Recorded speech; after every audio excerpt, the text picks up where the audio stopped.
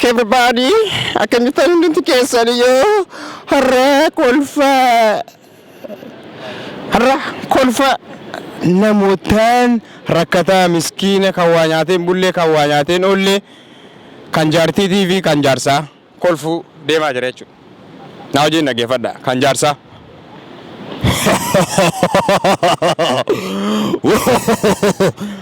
Kan jaartii kan ijoollee sabiyyi kan ijoollee dhiiraa waggaa umuriinsi waggaa 15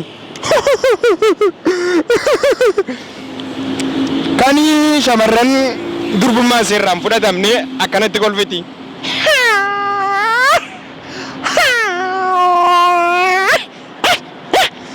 Kan immoo durbummaa seerraa fudhatame akkasitti kolfitu.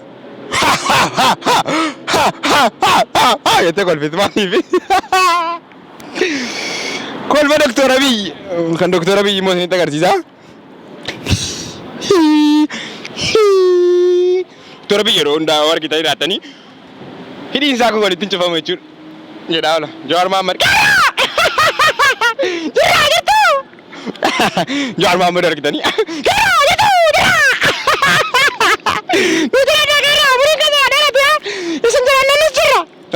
Dr. Abiy kan Abbaa Gammadaa ta'uu darbinee kolfa Abbaa Gammadaa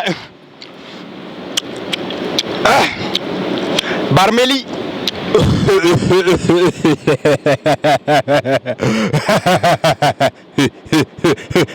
Abbaa Gammadaa Lammaa Magarsaa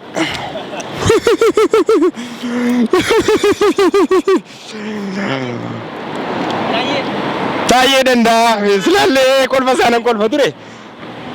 Birrii doolaara 500 kenne akka kan taayeen kolfine na dorge silaanan kolfa ture. Garuu immoo kolfa kiyya bifa 8 qaban. Kolfi kiyya dhaggeeffadha.